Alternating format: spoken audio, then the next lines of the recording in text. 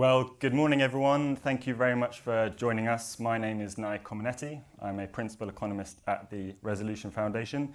Thank you especially to those of you who've joined in person. There are also many of you online.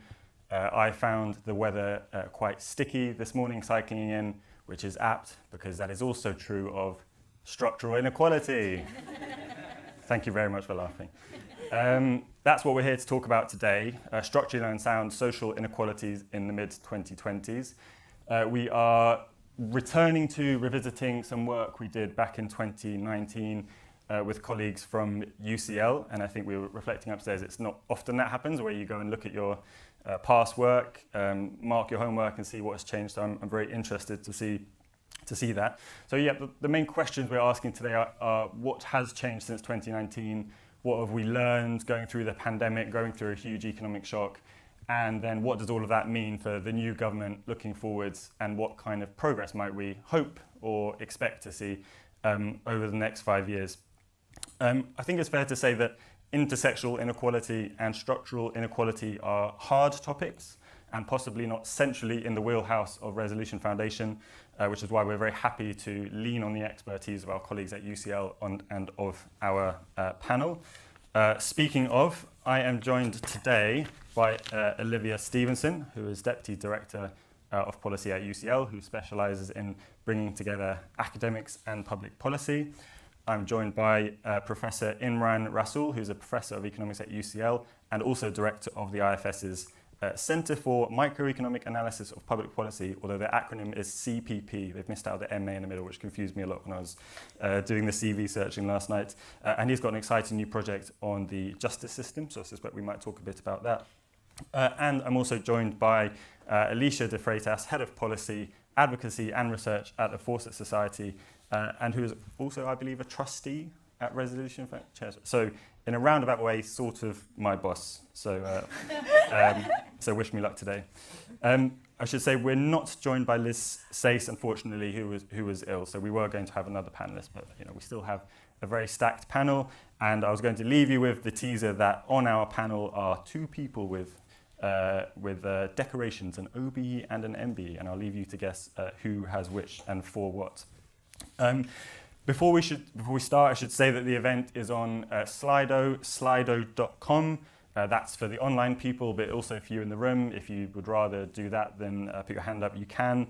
The code on slido.com is Unsound, and you can use that to submit questions, which I will be able to see on an iPad, which hopefully I have not lost.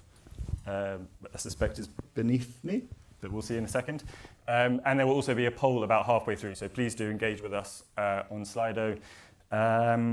And then I also would like to mention that we have a sign language interpreter with us today, and that is happening over to my right. So if you would like a good look at that, please do sit on that side and don't feel uncomfortable about getting up now and moving over. That's absolutely fine. Okay, that's enough preamble from me. Now it's over to Olivia, who's going to talk to us about that research from 2019 and update that picture a little bit. Great, thank you.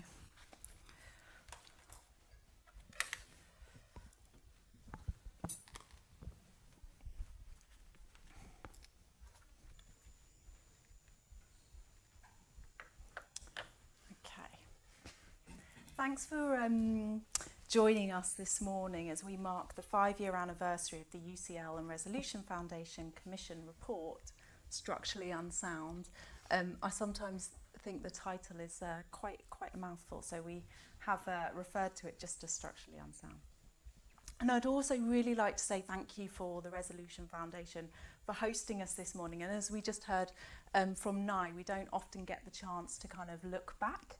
And so it's really wonderful for having this opportunity to reflect together on the last 5 years as we explore social inequalities in the mid-2020s. And importantly, as we sort of consider the critical steps that we've taken moving forward, we've also got a fantastic panel, and I'm really excited to hear what they're going to say.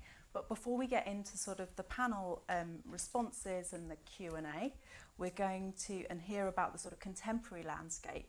I've got the great job of taking us back 5 years to 2019. So If we cast our mind back, the UK was grappling with a combination of wage squeezes, austerity and a shrinking social safety net. The year-on-year progress that household living standards in the UK that we'd enjoyed in the decades prior had ground to a halt. And this is what led to the Exploring Inequalities Commission. It was a 9-month commission that brought together cross-sectoral commissioners to synthesise data, address critical evidence gaps, and most importantly, propose joined-up policy solutions.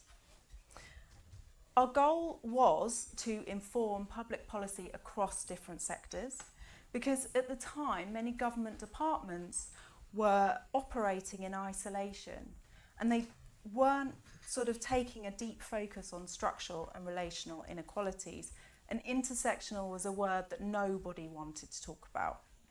Mission boards and the councils of regions and nations simply didn't exist.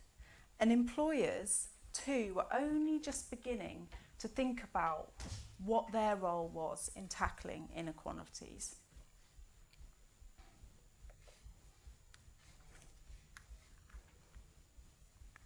I've been told the clicker is slightly slow.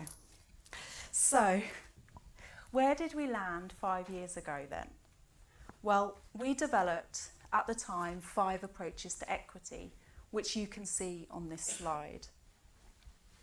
And what these approaches were designed to do was to call for a fundamental shift, suggesting that we must understand that language matters. This is, we can't fix what we don't properly define. We need to shift our focus from providing opportunities to achieving equity. We need to broaden our evidence base and ensure that those most affected have a say in designing policies. And finally, we need to adopt place-based approaches to ensure policies work in practice and not just on paper. At the time, we argued that these 5 approaches are interrelated, cannot be examined in isolation, and they don't represent a hierarchy. You might recognise that several of the points and the themes illustrated in these approaches have been taken up, from levelling up under the last government to opportunity missions under this. The policy environment has certainly begun to take notice of these approaches. So 5 years on, what does the state of social inequalities look like, and where do we go from here? Let's examine some of the data of where we stood 5 years ago and then where we stand now.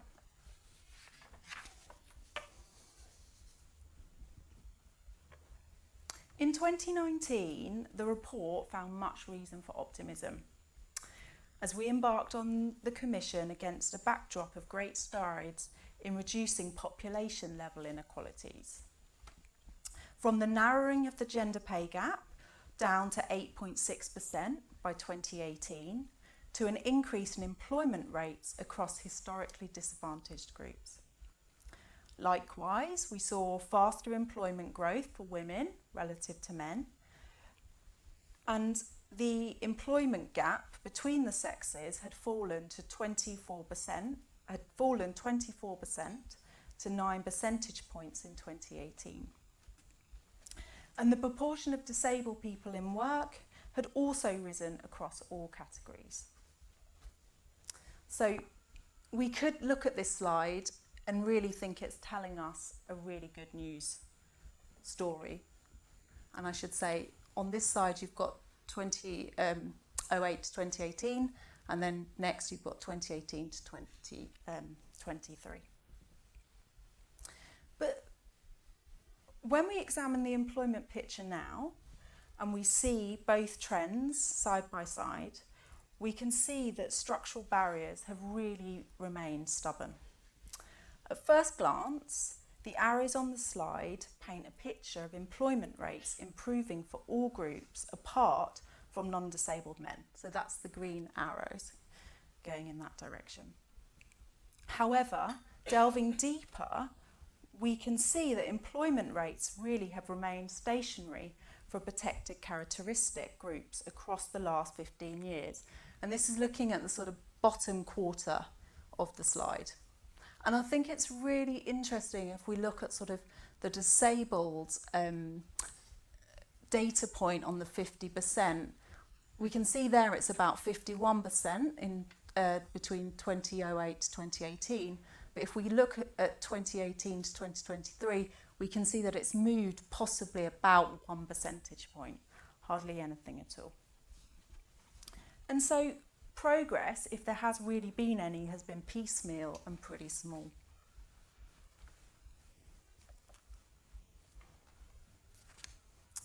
A similar picture has emerged for home ownership rates, and this is what this slide is showing. In the preceding years, the picture showed home ownership rates increasing for some, but these improvements had been small. The reality was home ownership rates were much lower than the UK average for all ethnic minority groups. In particular, black families were less than half as likely as white families to be homeowners. Rates were also particularly low for Bangladeshi and Pakistani groups at 34% respectively. And so this is showing us the picture in 2015 to 2017 in the UK. If we move forward and we adopt an intersectional lens, which this data allows us to do, the picture remains pretty mixed.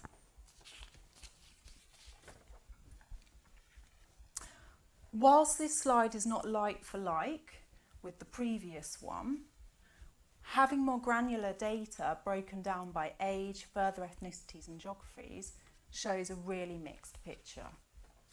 Looking at the geographical differences across the UK, so this is showing for England and Wales, we can see that home ownership rates for black ethnic groups in Wales are lower than the 2015-2017 figures. So for example, that's a continued trend that ownership rates for black people remain stubbornly low at just 20% in Wales, and that is the orange bar, and 27% in England, and that's the blue bar.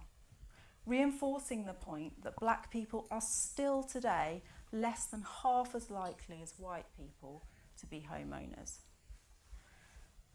This inequity, combined with the pressure of rising living costs, have knock-on effects on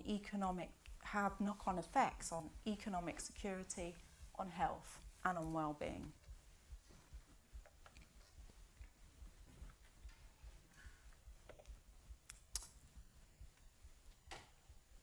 And I think this slide sort of says it all from that point.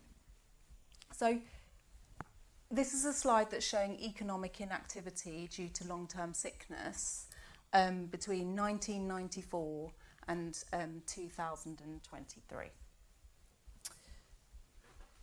So in the last 5 years, a striking new trend is emerging within economic inactivity due to ill health. And I think we can see that that's always been present in the data. Well, you know, this is showing us, but what we're really seeing it around is quite a lumpy picture, and what we're really seeing in 2019 is a sharp increase, and that continues to increase with only a small decline coming down in 2023, but very slowly. So economic inactivity due to long-term sickness has been increasing for 54 consecutive months from 2019. So policy responses really have failed to keep pace with the scale of the problem. And when we couple this with the fact that there are around 10.2 million people of working age in the UK who reported that they were disabled in 2023, that's 24% of the working age population. The disability employment gap, that is, the difference in employment rates of disabled people and people who are not disabled, in the last quarter of 2023, the gap was 27.9 percentage points. And as a result, disabled people, job seekers apply for 60% more jobs than non-disabled people. That's pretty shocking. It's important to bear in mind that this is people on this graph. It's not data points, but it's people that should be in their economically prime active years. So structural inequalities are clearly having a significant effect across society. Economic inactivity due to long-term sickness is determined by multiple factors, including access to good housing, having good health, well-being, and opportunities. Sorry, I feel like somewhat the doom master. I hope we'll get onto a more cheery picture.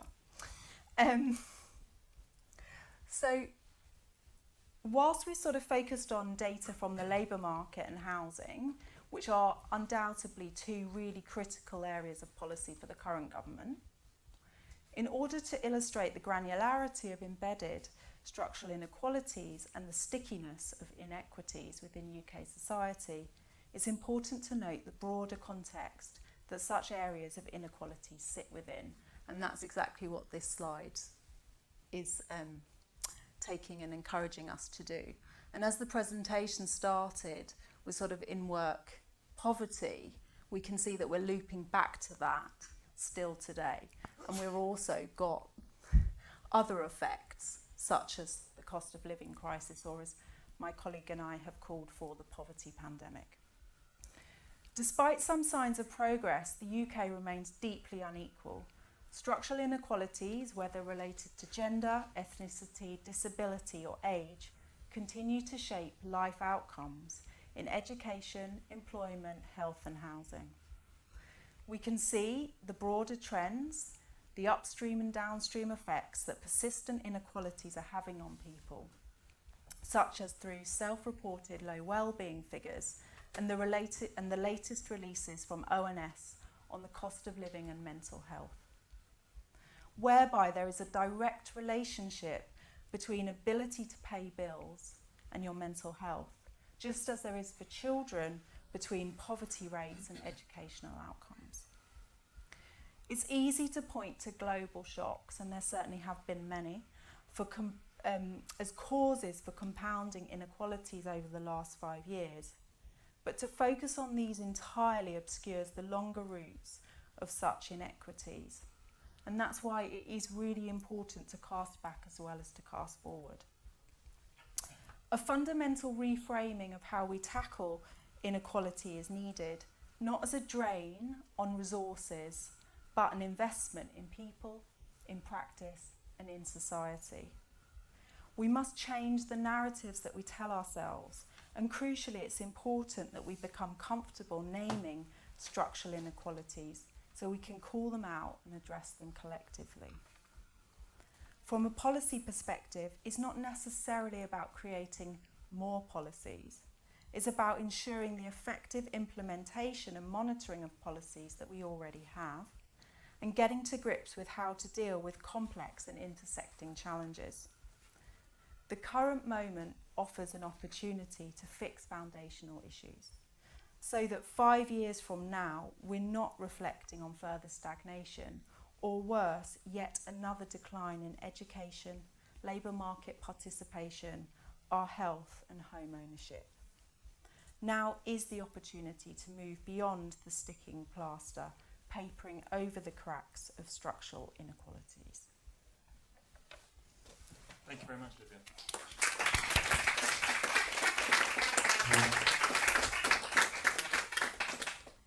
So it sounds like some reasons for optimism in some of that data, but certainly a lot to make us think quite hard about.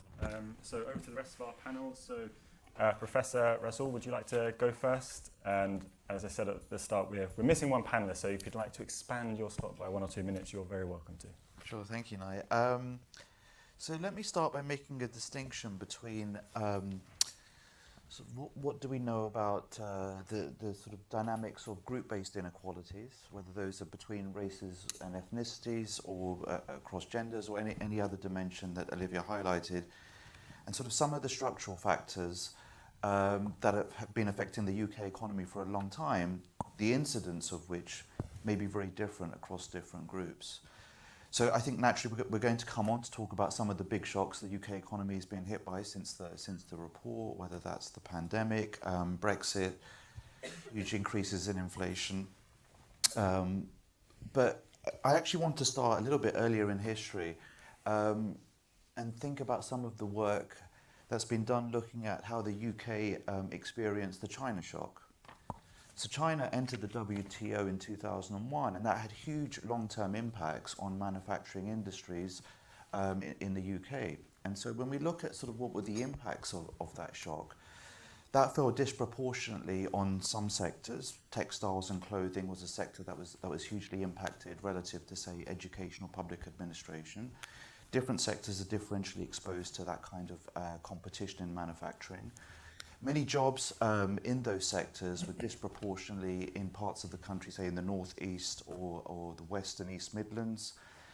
And the impacts of that shock in terms of pressure on employers in lowering real wages or reducing the amount of employment altogether really fell onto blue-collar workers.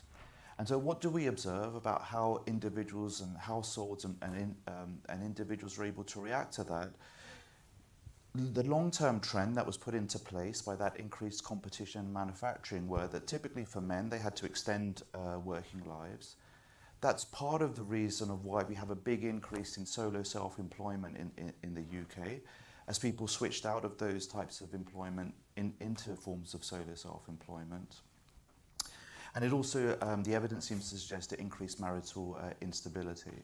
So the incidence of that was not equal across the population. It affected lower skill households more. It affected some parts of the country more and some sectors more. What it really highlighted, and this is an issue that comes up time and time again, sort of in response to some of the later shocks, is the ability of the labour market to respond to some of those changes. And I think some of the structural factors we'll come on to discuss are related to the labour market and its ability to enable individuals to use their talents in the most optimal way, to acquire the skills that are actually required in a changing economy, and potentially these fundamental drivers of mobility, whether mobility across sectors to take up new opportunities in sectors that are on the rise, or mobility in the form of geographic mobility to take up opportunities in different parts of the country. So many of the key lessons that we've learned from the China shock were essentially replicated, and you can think of some of the mechanisms of Brexit as being fairly similar to that, where different parts of the economy were hit based on increases in trade costs and exchange rate depreciation. And the patterns that we observe from Brexit in terms of the unequal incidence of Brexit across industries, different parts of the country, on some households more than others, at least the very early evidence seems to suggest that those are, in a sense, replicating what we learned from the China shock. Another big shock that we've obviously observed is sort of huge inflation. And again, the incidence of that has fallen disproportionately on some households rather than others. There's been some very prominent work by colleagues of mine at the IFS, which essentially coined the term cheapflation, where we used very detailed information on individual items that individuals were purchasing, really at the barcode level, to really look at what were the impacts of inflation and price increases item by item. And this allowed us to construct an inflation measure that varied across households depending on the exact composition of goods that they were purchasing pre the inflationary shock. And so what we observe is that the same shock to firms' costs, say through the form of increases in energy costs, those tend to get passed on, but as they have a disproportionately large impact on lower priced items. Who consumes lower priced items? Lower income households. And so that's what this data tracks, that essentially if you try to calculate inflation rates across the distribution of household income, they're about 8 percentage points higher for lower income households than for high income households. The actual change in prices of the goods and services that those two types of households are consuming is even larger, but some of the effects can be offset by substituting away potentially to lower quality items within the same category of general good. So I think the actual price changes are closer to 20 percentage point differences, but households can react to that and reduce it to something like 7 or 8 percentage points. But that's hugely differential across different households. So lots of the evidence of that term, cheapflation, that we've coined, suggests that those impacts were fairly stark and led to some of the impacts that Olivia was talking about. And perhaps, given world events today, we may be on the verge of, increases in inflation that we would expect, given cost structures of firms not to be that changed over the last few years, potentially to play out in a very similar way, which now we have the evidence to try to anticipate and potentially put in policy responses to. I'm happy to talk about the group-based inequalities as well. If I'm not sure whether we're going to come on to that later, but we will. Up to you. If you would like to do a minute or so now, then please do. But we can come back to it too. So at the IFS, we've been doing this 5-year review called the Deaton Review of Inequalities, where we've been looking at inequalities and their interrelationships across many, many different dimensions of the UK economy, whether those are inequalities in education, in early life circumstances, labour market mobility, and in wealth. There's also various pieces of analysis looking at group-based inequalities by race and ethnicity, and by gender as well. Let me just describe some of the key findings in the chapter that I was part of, looking at differences by race and ethnicity. So there I just want to sort of summarise 3 tranches of evidence, one related to education, one related to labour markets, and one related to the accumulation of wealth. So education is often viewed as the success story for minorities. If we look at test score achievements, say at GCSE levels, it's been the case that for most minorities, they've been outperforming the native population on GCSE attainment actually for a long time. The great exception is sort of Black Caribbean households, where in fact you see widening falls between them and the majority population from around about 2013 onwards. And I don't think we have a good understanding of what caused that sort of structural break amongst that group. But amongst most other groups, they're actually outperforming the native population. That's true at earlier stages of the education system, at key stages 1, 2, and that's also true despite the economic disadvantage of many of those households. If you restrict the data just to those households where children are eligible for free school meals, you again see most minority groups outperforming the white population. So that's often viewed as a great success story, and I think those raw numbers suggest that there is a lot to understand there. And that is actually, a success story that many other sort of European countries will be envious of. If you look to sort of racial differences in France or in Germany, they wouldn't follow that pattern at all. However, when you look at the next stage of education in terms of transitions into higher education, then the picture becomes a little bit more murky. What we observe is that despite sort of a big outperformance in GCSE and A levels, the rate of progression of minorities into higher education is still higher than for the majority population. But it is the case that minorities tend to study at lower ranked universities, less selective universities, and there seems to be a very, very large concentration of minorities studying certain subjects that we think of as having relatively lower returns than potentially other alternative choices they could have made. I think business studies is one where there's a complete overrepresentation of both minority men and women for reasons that I think are not well understood. And some colleagues at IFS have done some fantastic work documenting how choices of universities and subjects are somewhat different amongst minorities, whether that's down to a lack of information or other kinds of constraints on geography about where people are willing to study, I think is something that's part of our ongoing work. But when you look at these improvements in educational attainment, they don't typically translate to improvements in labour market outcomes. As Olivia mentioned, it remains the case that wage progression and career progression amongst minorities remains muted relative to the majority population. So if you look at sort of Black Caribbean men, for example, and trace their earnings over the life cycle, they're increasing from the point they enter work up until around about the mid-30s. And then they tend to just flatten off. So from the mid-30s onwards, for Black Caribbean men, there's almost no improvement in real earnings over time. And that's kind of a critical period in the life cycle, when you might be thinking about getting onto the housing market, you need to make important investments into your children. We observe that both in the private sector and in the public sector. You know, employers like the NHS or the teaching profession are incredibly important for minorities. We see minorities typically overrepresented in entry in those professions, but we typically then see them underrepresented in higher tiers of those professions.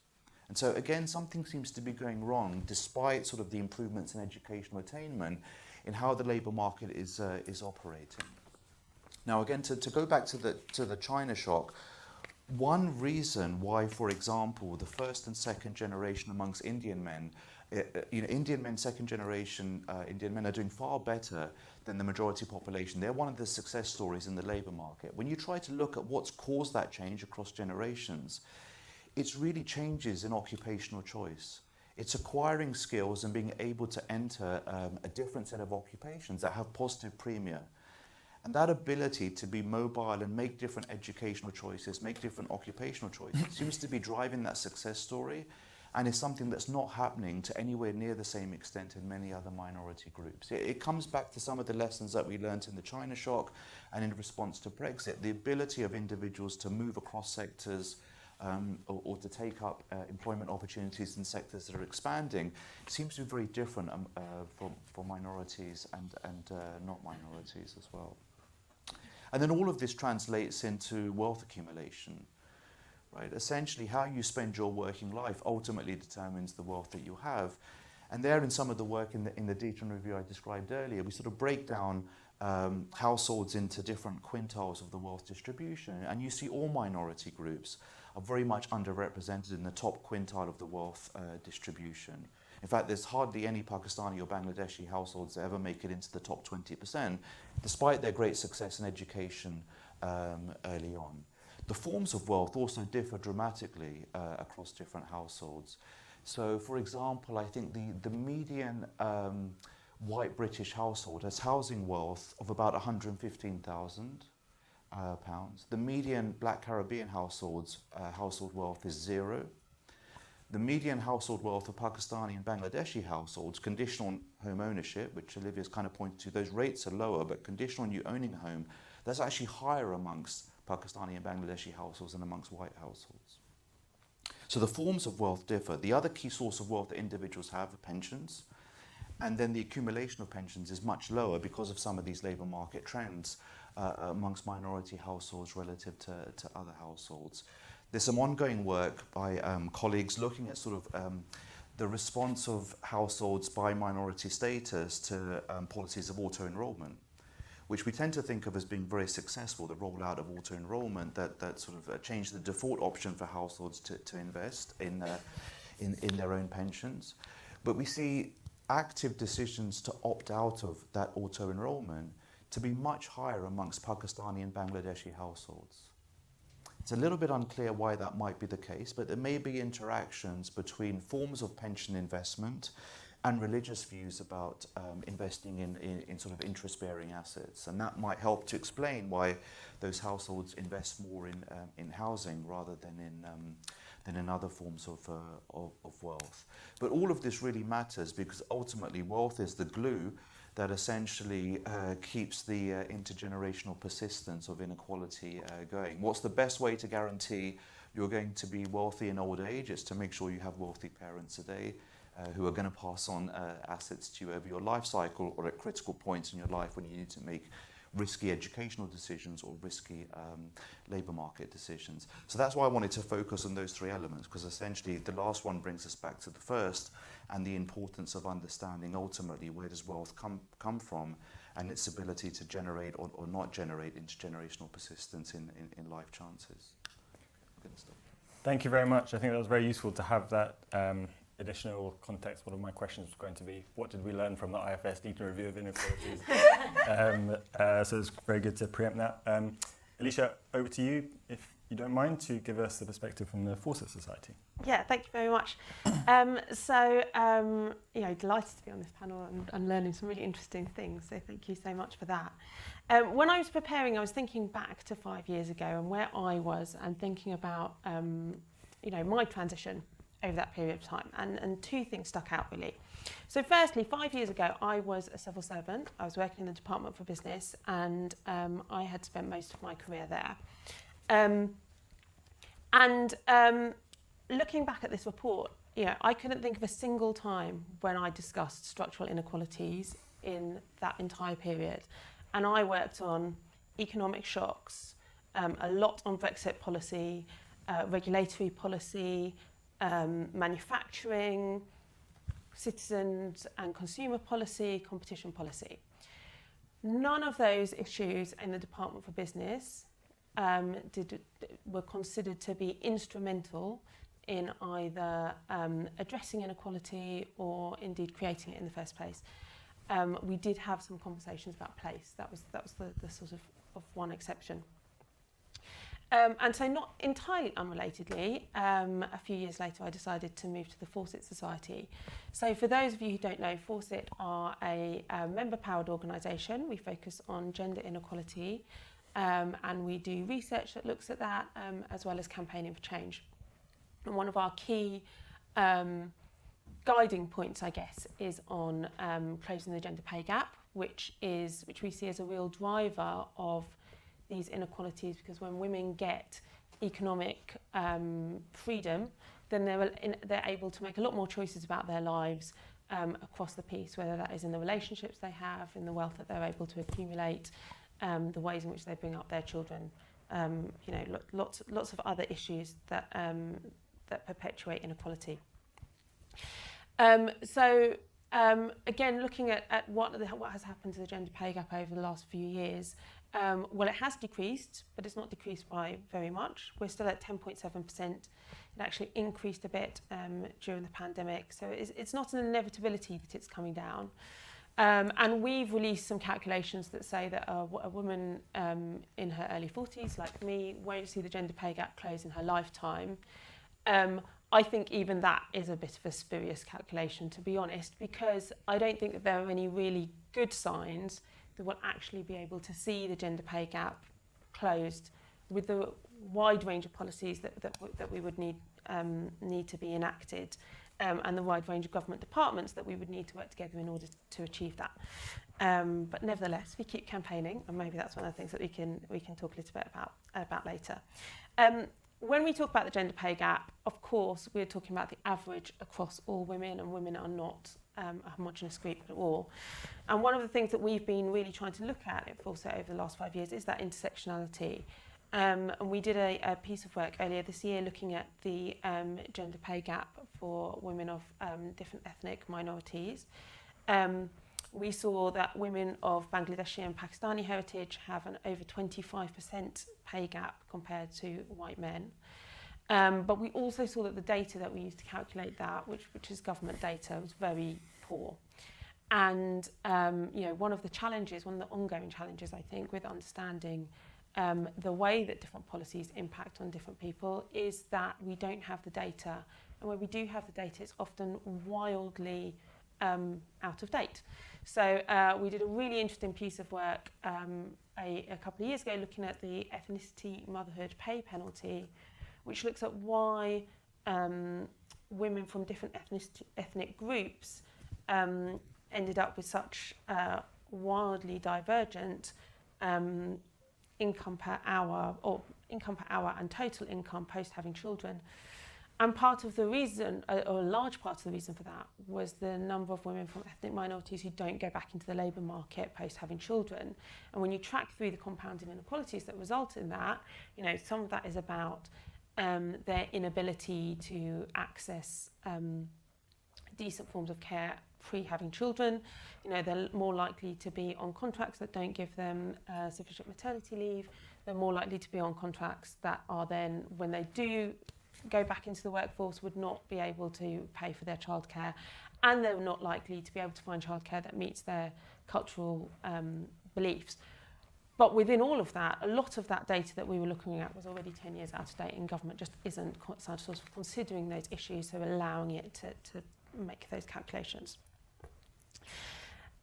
So that was one of the things that I was reflecting on. The other is, conveniently, I have a daughter who's 4.5 years old. So I can very visibly see the difference in that 5 years brings. For those of you who are very good at maths, 4.5 years ago was when we entered lockdown in the UK. So I was in the very fortunate position to have my daughter in the first week of lockdown. That meant that my husband was able to be in the hospital with me and was able to stay the night after I had her. I think we were probably the last, or one of the last couples in hospital who were able to do that. And of course, going through COVID, we saw a massive, it was a very visible effect of what happens when you don't have enough women in the room making decisions.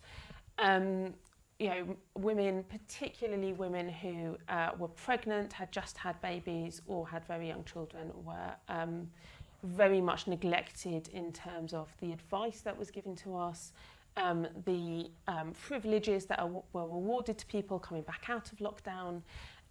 We saw real difficulties in the way that people were expected to balance work and family life with homeschooling. We know that the majority of that of the work of homeschooling was passed on to women. And we did some work at the time at Fawcett which said that 38% of women thought that the UK government had focused on issues that represented them, so only 38% of women focused on the issues that best represented them versus 50% of men. So, there was a lot of coverage on that at the time. I think there was a lot of hope coming out of that period that actually, never again was this going to happen, and that there was a real momentum towards building back better, stronger. We recognised the huge work that carers were required to do, and thinking about how we valued care, both in terms of professions, but also in terms of the informal care that people do in society. And I think it's fair to say that we haven't seen really the changes coming out of that side, but I'm a huge optimist, and I believe that a lot of the things that the sort of seeds that were sown in that period of discontent and frustration have yet to bloom. But we're sort of seeing some early signals that those experiences have stayed with us, and that does make me more hopeful for the next 5 years that we will see some changes. Some of the things that I think are changing and are good early signs. One of the most important, I guess, is about representation in Parliament. And I think one of the key themes of the report was about involving people from structurally unequal backgrounds in decision making. We have seen the most diverse House of Commons ever elected, 40% women, still a way to go. But I think when you sort of cut down underneath that, again, it's a lot more diverse. We've seen the 50 women elected from black and minority ethnic backgrounds. That's more than we've ever had before. We've seen a lot of firsts within that. First women from specific communities, and they're going to bring with them their cultural competence that actually helps them to understand and ask the questions of, what is the impact of this going to be on my community? What are the impact of these policies going to be on people who grew up in circumstances similar to mine? And I really hope that that is going to bring change in legislation. We've also seen government putting forward new ideas for legislation, particularly around equalities, pay gap reporting, expanding that out to different groups. I think that is very controversial. I hope we're going to talk a little bit about that now in terms of, what can we learn from that, and what are the advantages and disadvantages. But I think the fact that we are back talking about these things as gaps that government has not just an ability to close, but a sort of responsibility to look at and close, and that society has a responsibility to do something about that, is really refreshing after the period that we've had. And so I do hope that we'll that those conversations will continue to be prominent in this Parliament and over the next 5 years.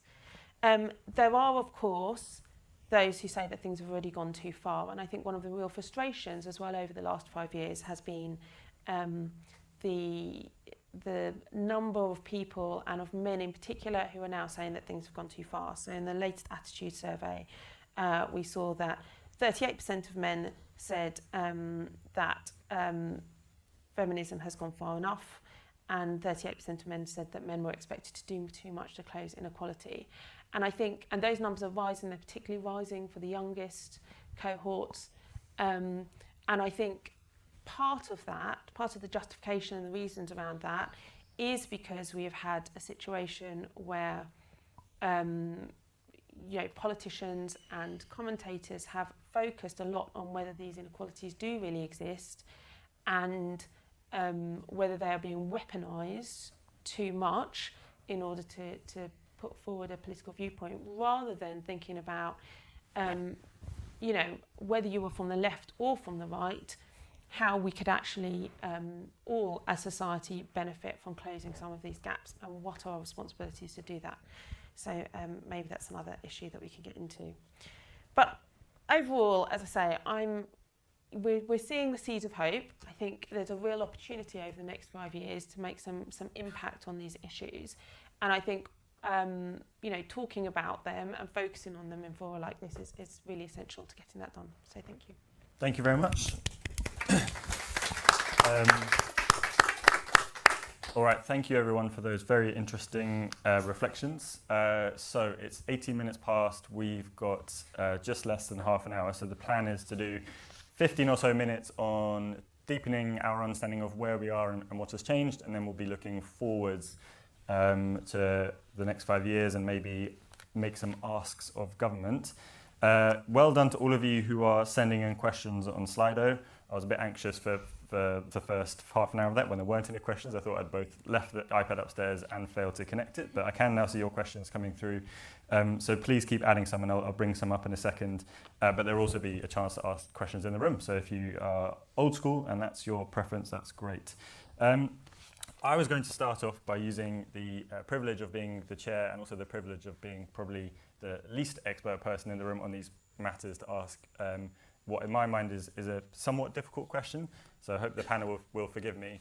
But the title of the event is Structurally Unsound. So we've very much got the idea of structural inequalities here, not just inequalities, but structural ones. And I just wonder if you could help me understand that a bit better. And the context, so I was thinking about this yesterday. So there was a very moving article written by Anand Menon last week, reflecting on his experience of racism in this country, saying it has gone from being very overt in the 1970s to maybe being more under the surface now, but saying, the riot showed it's still there. So kind of saying, discrimination and overt racism, it's still a presence in society. But then also a couple of years ago, we had the Sewell report, which basically said, no, there's no such thing as structural racism. I can't remember the exact phrasing, so forgive me if I've got that slightly wrong. But basically saying, that's not what's going on here. And then lots of academics got very angry about that. And so I suppose my question was, where do you think the current debate stands on this question of structural inequalities as being the driver here? Bit of a tough question, maybe. Is anyone up for giving that a go? At least in the sense of explaining to me sort of maybe what should I have taken from that debate in 2021 when everyone got angry on Twitter about whether or not there were structural inequalities? What usefully came out of that? So I'm happy to start. So I think some of the structural factors are some of the issues that are related to the labour market, for example. Some of them is to do with sort of information and aspirations norms as well, that may well differ across different groups as well. I think we can't really talk about structural inequalities without talking about housing markets in the UK, which are probably amongst the most dysfunctional in the world. And so there's lots of potential reforms there. I mean, so let me give one example there. We've been doing some work at the IFS saying what happens to house prices in parts of the country which seem to be booming relative to other parts. Okay, so if a part of the country is doing very well, we'd want people to be able to move to that part of the country. and that to be not just taken up in sort of housing stock being kept constant. What we find is that the response of house prices to sort of labour demand is much lower in the supply of housing is just much weaker in the UK relative to the US, Germany or France. We're very poor at increasing the amount of housing stock. That's partly to do with regulations around greenbelt land. There's some other sort of structural frictions that we could reduce. But what are the impact of that? That people either have to commute longer for types of employment, they don't take up those opportunities in the first place. And that can have very different incidences across different groups, given if we look at, say, ethnic and racial groups, they're hugely non-randomly spread around the country. They're hugely concentrated in some urban labour markets where perhaps these issues are really first order. The final consequence of this is then if we don't increase the number of houses, what happens is that for the houses that do exist, their prices just rise.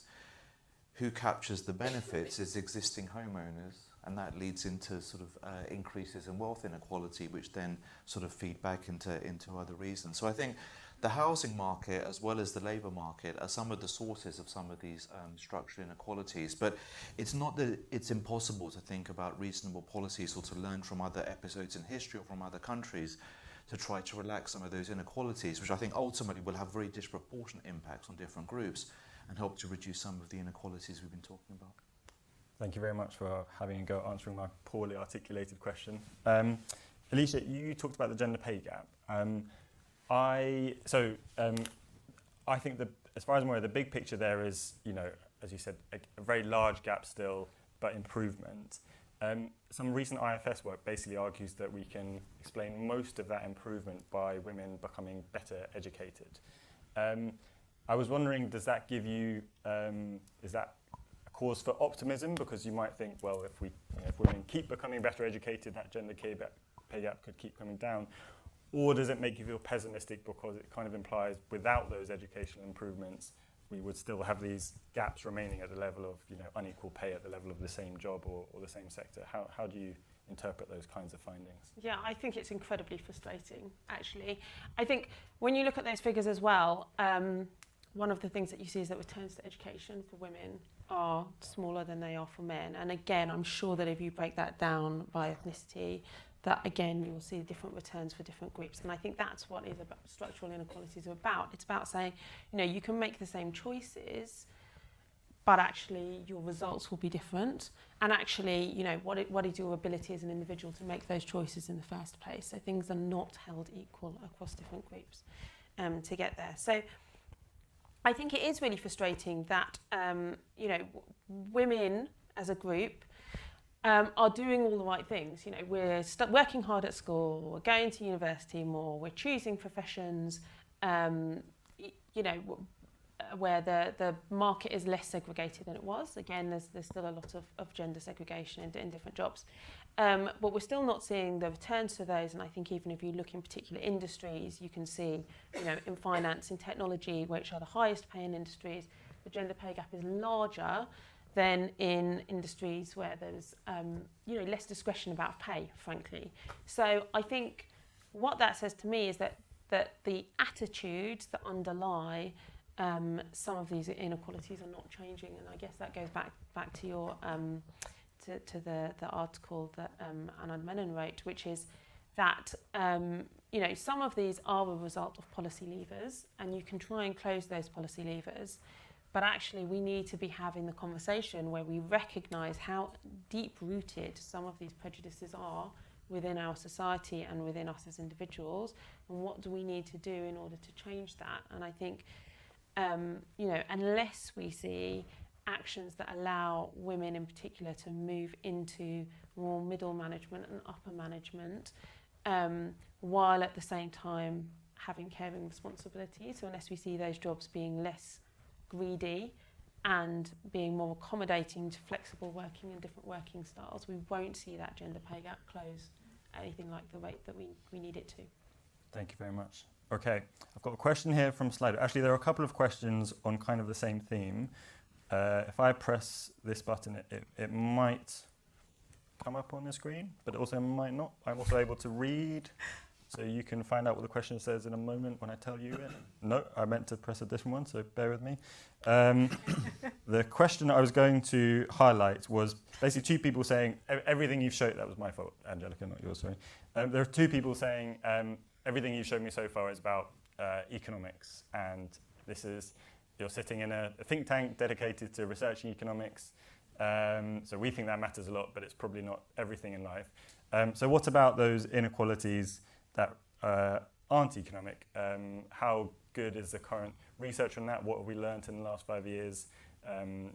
Imran, maybe I could start with you, because I know that there was explicitly a detailed chapter on that. Is that something you could comment on? The non-economic inequalities that maybe we're missing in our data so far today. So I view any dimension as ultimately being about economics. So I was going to suggest health inequalities. In the pandemic, it really highlighted the incidence of COVID being so dramatically different by different ethnic groups. That's partly driven by differences in housing quality. It's partly driven by huge differences in exposure to different types of work. So, 15% of Pakistani men who are employed in the country are taxi drivers. That pattern is like replicated across many different minority groups where they're really in sort of outward-facing service industries, and so those tend to be obviously shut down, and they face a lot of vulnerabilities because of that. So I think the pandemic was one example where we highlighted huge differences in pre-existing inequalities that the pandemic really just lifted the lid on, and then we saw what were the dramatic differences across groups as a result of those initial conditions being different. I think the other big inequalities in terms of mental health, where we look at, again, starting from the pandemic, sort of a bit of a reversal of trends across different parts of the population. I think the other dimension, I know you might think of this as being economics, it's the lack of good jobs in the economy. So one of the key sort of messages of the Deaton Review is that we've got a huge dispersion of productivity across firms. We have a very small tail of very high productivity firms, and many firms in the UK are relatively low productivity, and somehow they don't go out of business and their resources don't get reallocated to more productive firms. Most of the good jobs, and by a good job I don't just mean a high wage job, it's a job where individuals feel that they're treated with dignity, where they're treated with some certainty, tend to be concentrated in those better firms. And so in survey after survey, we see that the labour market seems to be failing individuals because of this lack of good jobs. And so I alluded to earlier sort of the rise of solo self-employment, for example, and sort of the vulnerabilities and uncertainties that people face by entering some of those types of work. What we're increasingly seeing is that early in your life cycle, people are engaged in those types of works which just have very little opportunities for career progression. If your first job is to be a Deliveroo driver, there isn't that many rungs of the ladder that you can get up. And so that early period in people's lives used to be the most important for young people. It was really where you changed jobs quite frequently, but you moved up the job ladder. And that's where we're seeing a complete stagnation. And that, in a sense, I think of as being both economic but also non-economic, because it affects people's mental and psychological well-being, it affects their aspirations, and then feeds into lots of these other issues that we've been discussing. So that lack of good jobs and thinking about how can we bring those back, and that's partly related to improving the productivity of sort of the bulk of firms in the UK, I think is core to some of the ultimately sort of non-economic impacts of inequalities. Thanks very much. On the subject of good jobs, there's an employment bill coming in 2 days' time, so maybe we could come back to talk about that in a second. Can I just add something on health yes, inequalities? please. So I think health inequalities are really fundamental and obviously do have a knock-on impact on the economy, as Olivia showed us. There's been a lot of focus in the last few years on black maternal mortality, and the fact that black women are four times more likely to die in childbirth. I think that is important and interesting for a number of reasons. One of which is that you can't buy your way out as a black woman of that situation. There's no income premium that suddenly means that you're treated in the same way. the drivers of that inequality are complex and need to be better understood. And again, hospitals are not necessarily collecting that data. Some are now, but it's not uniform across the country that they would have the data that would allow them to understand better why that problem happens. Thirdly, I think the impact of that on black women and their interaction with healthcare services is really profound. So it's not just about, are you about to have a child or have you had a child? It's about knowing that that figure is a sort of symptom of the wider treatment of black women in the healthcare services. So why would you interact with healthcare services knowing that that is likely to be an outcome? Does that affect your willingness to seek help for your conditions, and therefore what does that do to your overall health? And I think that then is sort of replicated across lots of different institutions, not just in the field of health, but we did some work on mental health recently, and black women there were more likely to be sectioned if they accessed mental health support, but also we found that black women were more, or black women reported to us, this was no surprise to black women, but I should say, they're talking about this all the time. It's just about where people are listening to them. That when they seek support, they're often, the racism and the other inequalities that they face in life get completely dismissed and downgraded as not considered to be fundamental to their problems. And so again, that they don't want to interact with those services, or they have a higher problem in terms of interacting with services. They cannot find black support in mental health care because there aren't the black women or the black people who are doing those jobs either at that level. So, it's the compound impact of all of these things that make life very tricky. Thanks very much. Okay, I've failed as chair because I've only left us 10 minutes to make all our big asks of government, but to help us pivot in that direction, we have a poll. So if you haven't been on Slido yet, please have a look at Slido. So I will put this up here and the panel can have their go while you ruminate in the audience. But the question is trying to be slightly more optimistic. So the question is, which area of social policy do we think the government is most likely to make headway in addressing these multiple inequalities that we've been discussing? And the options in front of you are the labour market, housing, health and social care, education and skills, welfare, and criminal justice.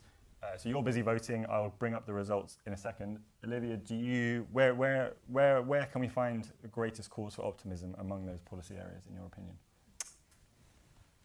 I'm going to typically dodge the question as you've just phrased it and go back to 2019, and I think this is still really relevant today. At the time, we had a government equalities office who were championing the need to make a difference across government on inequalities agendas cross-cutting. Since that time, we've seen very little talk, really. The Government Equalities Office, the Race Disparity Unit, so on and so forth, have been completely under-empowered, completely kind of operating with a hand tied behind their back, really. And so at the time, as I think we have done later, we called for a Minister for Inequalities, but a minister not only that was a sort of figurehead, someone that wanted to fly the flag, but a minister that actually had powers, had teeth, and was really championing across all of these policy areas.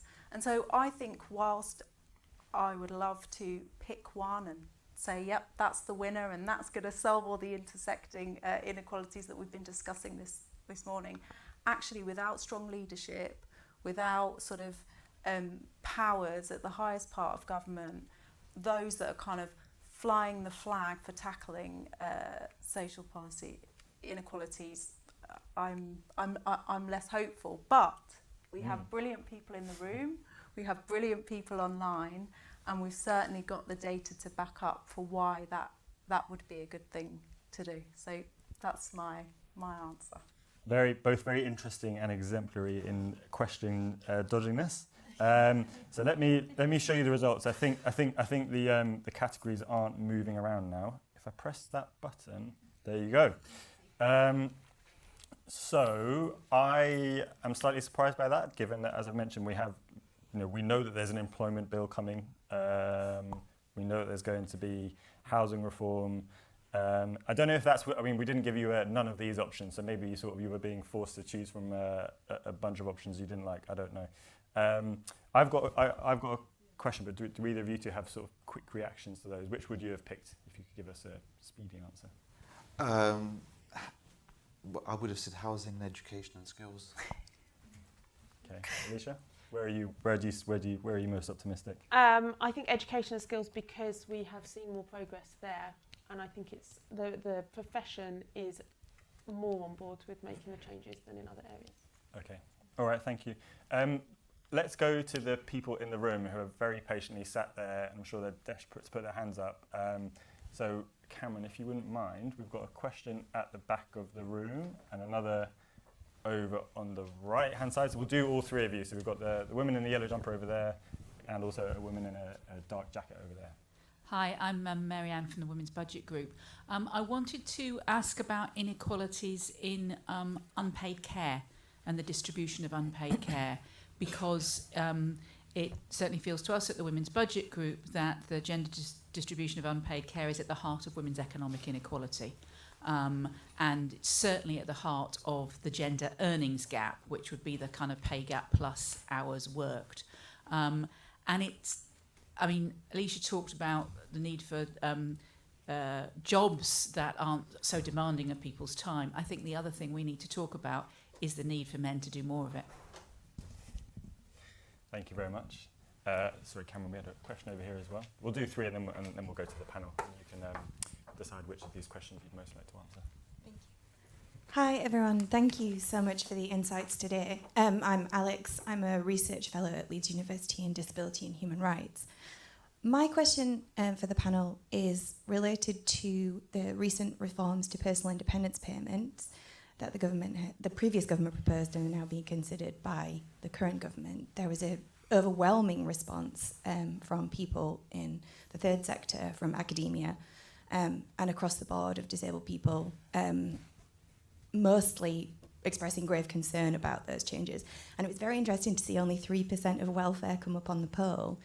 And I think disability and health inequalities are so closely tied together. I'd be interested to hear the panel's thoughts on how we as think tanks, or those of us in academia, can capitalise on that kind of groundswell of engagement that we've seen, and whether there's anything going forward we think we can do to kind of energise the new government on maybe thinking more about welfare and how that can tackle broader inequalities across the board. It's very linked to housing and to health and etc. Thank you. Thank you very much. I'm afraid we've given Cameron the crossing the full aisles. I'm afraid we'll just take one more in a bit. If we've got time for a second round, we will. Just the woman in the yellow jumper had her hand up earlier.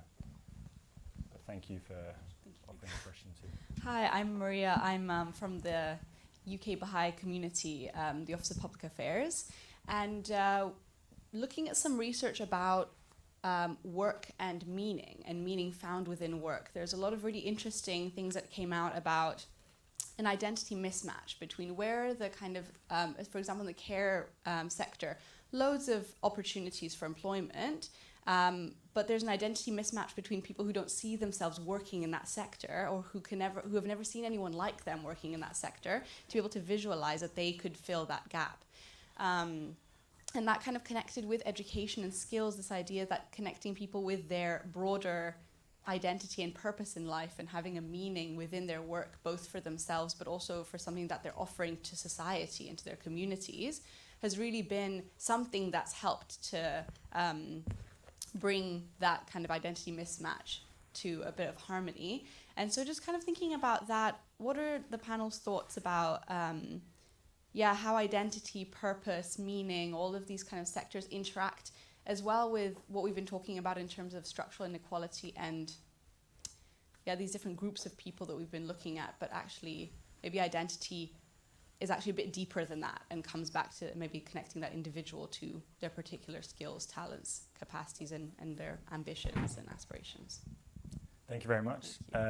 So 3 interesting questions there. Imran, I saw you nodding along to the last one, so maybe you'd like to take that one to start as well? Yeah, I'm happy to. This question of meaning at work, I think, is really very, very fundamental. So there's lots of academic research that tries to say, how do we encourage women into STEM subjects?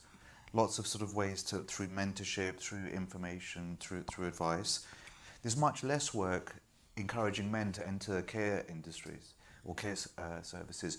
But again, it's been shown experimentally that you can actually encourage men to also take on those roles. But it just shows sort of how deep-rooted some of these norms are about the set of opportunities that people will even consider. But we essentially want all of these jobs essentially to be gender neutral in a way. So it's but there is growing evidence that you can switch it both ways. In terms of purpose at work, there's some other research by Nava Ashraf and Oriana Bandiera working with sort of I don't think I can name the firm, but they're a sort of a multinational firm you all would have heard of, that have this policy where they I think the program is called Meaning at Work, where they ask all their employees from the top rank to just the new entrants, what do they want to get out of a particular job, and they get them to think this through. And it's much more than just the earnings, but it is sort of this notion of dignity, or feeling happy and fulfilled at work. And in response to this intervention, when you compare those who go through this program relative to those who don't, you find that many people quit the firm, and those people who quit the firm are often the highest earning people, because they realize this is not really what they want to do with their lives. That and it's better for them, and it's better for the firm to have people who are actually motivated to do that job. In fact, my wife is a co-author on that paper, and her mantra is, we just got to get people into jobs that they really want to do, rather than just doing it for some other secondary reason. It's ultimately that misallocation of talent, people not taking up the best opportunities. There is a slight sort of footnote to that, which is there's a tension that if we have everybody taking up the opportunity that they're best suited to, that could have perverse effects on inequality. That there is a tension between inequality and the allocation of talent. That often we think that these two things are going in the same direction.